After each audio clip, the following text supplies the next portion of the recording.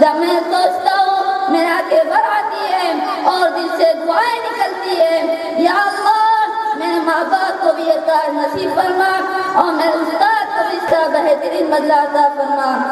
ونصلی علی رسولہ الکریم، اما بعد فاعوذ باللہ من الشیطان الرجیم، بسم اللہ الرحمن الرحیم۔ وَلَقَدْ يَسَّرْنَا الْقُرْآنَ لِلذِّكْرِ فَهَلْ مِن مُّدَّكِرٍ۔ وقال النبي صلى الله عليه وسلم خيركم من تعلم القرآن وعلمه۔ محترم صدر جلسہ، قابل احترام علماء اکرام، محترم بزرگوں و دوستوں اور پردے میں بیٹھی میری مائیں اور بہنیں، السلام علیکم ورحمۃ اللہ وبرکاتہ۔ آج میں آپ کے سامنے ایک ادنا سے حافظ قرآن بن کر کھڑا ہوں۔ میں وہ خوش نصیب ہوں جس کے سینے میں میرے رب نے اپنا کلام محفوظ کر دیا۔ یہ میری زیانت نہیں، یہ میرے اللہ کا فضل ہے، یہ میری ماں کی دعاؤں کا اثر ہے، یہ میرے باپ کی محنت کا اصلاح ہے اور یہ میرے استاد کی اندر محنت کا نتیجہ ہے۔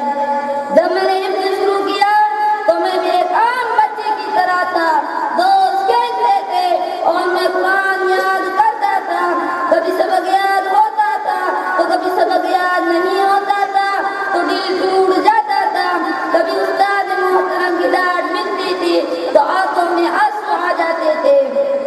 لیکن آج میں سوچتا ہوں اگر میرے استاد کی وہ ڈانٹ نہ ہوتی شاید میں حافظ نہ بنتا۔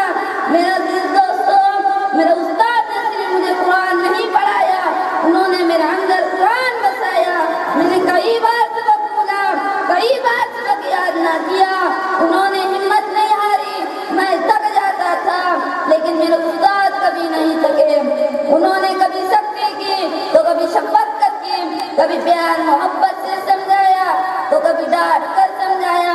اگر آج میرے سینے میں قرآن ہے تو اس میں میرے استاد کی پسینے کی خوشبو بھی شامل ہے۔ ہمیں علم کی دولت سے مالا مال کیا، ہمیں علم کی دولت سے مالا مال کیا، اے استاد آپ نے ہمیں باکمال کیا۔ میرا دل دوستو، حافظ قرآن ہونا صرف اعزاز نہیں، یہ اللہ کی خاص عطا ہے۔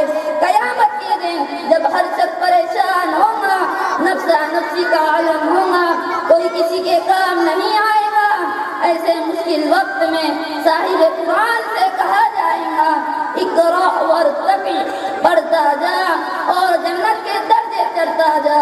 ہر آیت کے ساتھ ایک نیا مقام ہوگا، ہر لفظ کے ساتھ ایک نئی بلندی ہوگی، اور سب سے بڑی خوشخبری کے قرآن اپنے حافظ کی شفاعت کرے گا۔ میرا عزیز دوستو، اللہ کے نبی صلی اللہ علیہ وسلم نے فرمایا حافظ قرآن کے والدین کو قیامت کے دن نور کا تاج پہنایا جائے گا جس کی روشنی سورج کی روشنی سے زیادہ ہوں گی۔ جب میں سوچتا ہوں میرے آنکھیں بھر آتی ہے اور دل سے دعائیں نکلتی ہے، یا اللہ میرے ماں باپ کو بھی یہ کار نصیب فرما اور میرے استاد کو بھی اس کا بہترین بدلہ عطا فرما۔ میرا عزیز دوستو، جب میں دنیا سے چلا جاؤں گا اور مجھے قبر میں اتارا جائے گا اور سب لوگ واپس چلے جائیں گے، تب میرا قرآن میرے لیے نور بن جائے گا۔ میری قبر میں جو میرا دوست ہوگا وہ میرا قرآن ہوگا۔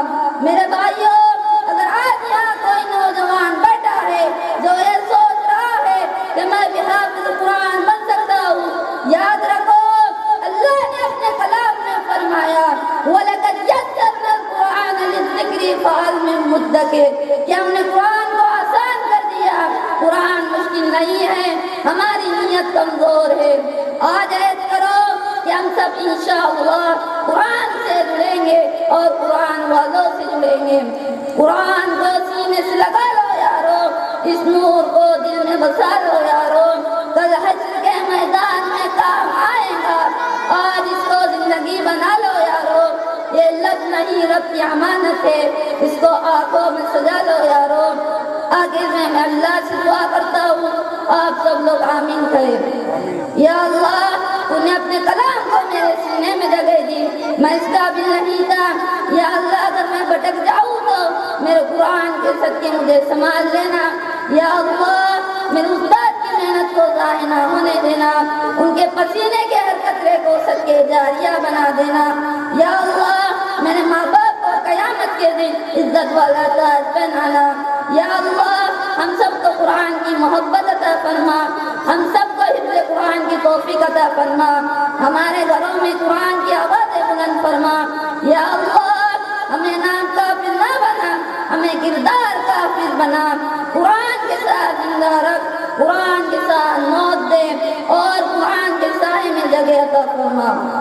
آمین یا رب العالمین. وآخر دعوانا